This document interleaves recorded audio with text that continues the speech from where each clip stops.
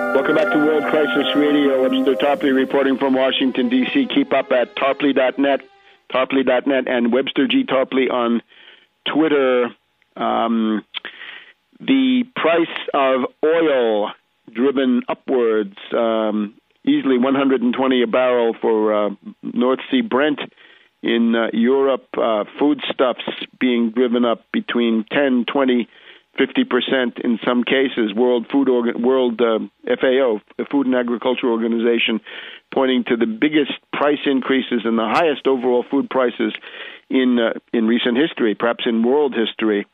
Is this a matter of supply and demand? It is not. This is purely a matter of speculation. This is the thank you from the zombie bankers and the hedge fund hyenas for bailing them out with Treasury money, 700 to 800 billion, and Fed money, 3.3 trillion that we know of, and undoubtedly more, plus the quantitative easing. So we get up to about $5 trillion from the U.S.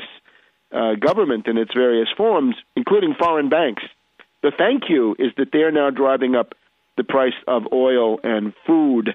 This is largely a matter of Goldman Sachs and Morgan Stanley. As I pointed out, in the summer of 2008, if you were paying $5 a gallon for gasoline, you were paying $1 of that, $1 to Goldman Sachs alone, and about $1 also to Morgan Stanley.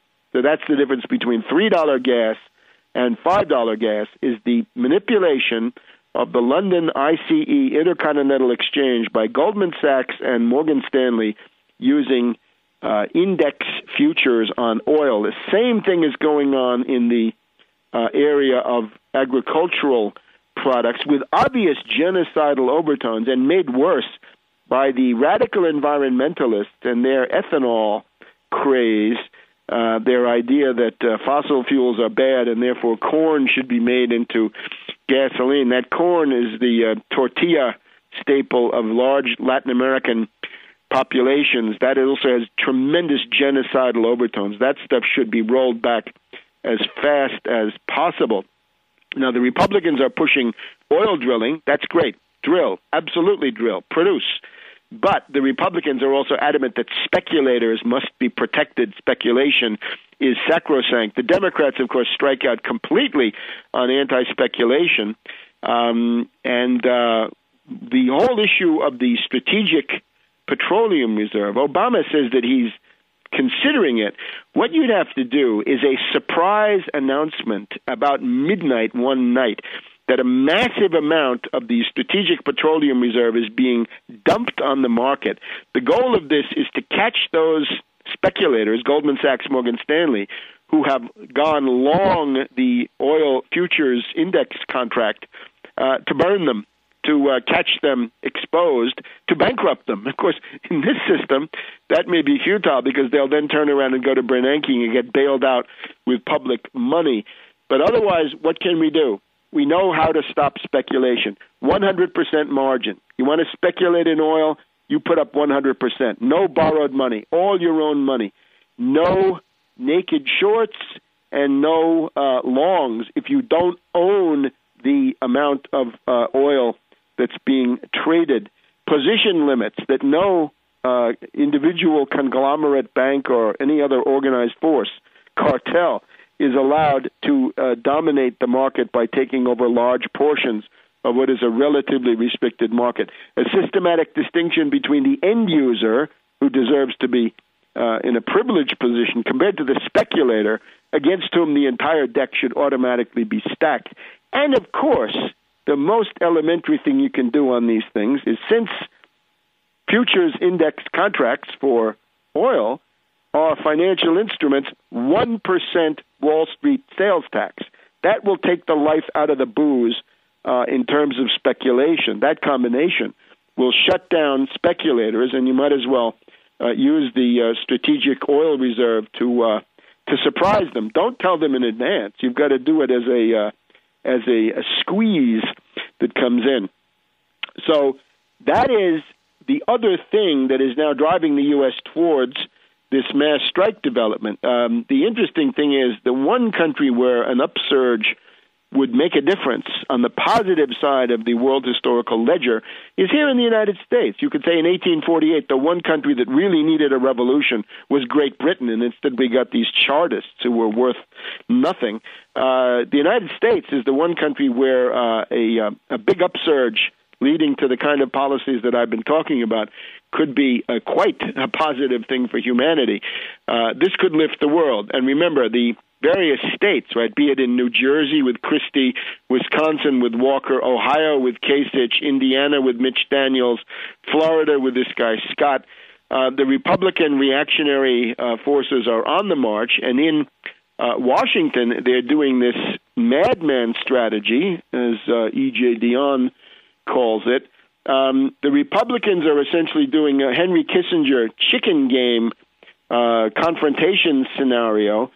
The Republicans want to cut $1.1 billion out of Head Start, 15%. That means 218,000 kids get kicked out, 16,000 classrooms get shut down. This is now the early childhood education plus featuring a breakfast, so the kid is not so hungry that he or she can't concentrate on the lessons. How about Obama's Sputnik of the 21st century here? The Pell Grant. You want to go to college and you have no money. Right now you can get $5,550 today for the poorest kids under a Pell Grant. This is not generous, but the Republicans want to cut it by $845, and 1.7 million low-income students, that is 1/5 of the number currently being helped, would be kicked out. This is, of course, despicable. This is Republican class warfare. This is the destruction of the middle class. It's time to fight back. It's time to get out in the streets and do it any way also on the ideological front, right? Use the Internet against them. So the Republicans have other things that they want to cut. Now, the other interesting thing about what's happening is the repercussions of the union-busting campaign inside the Republican Party. E.J. Dionne, the Wisconsin model in the Washington Post of March 10th, what they have done with this, Walker has done no favor for the reactionary Republicans in Washington. And it has to do with the Reagan Democrats, right? You have in the Republican Party, you've got the country club Republicans who are interested in money. You've got the social conservatives based in the evangelical non-mainline churches who have their social issues. You've got the warmongers, the neocons, who are based in the think tanks. And then you've got the libertines or libertarians who are based, I don't know where, in the opium dens. The mass base of the Republican Party, though, in the key swing states, those Great Lakes states, is based on the Reagan Democrats, the blue-collar Republicans, heavily ethnic, heavily Catholic, heavily Great Lakes-centered.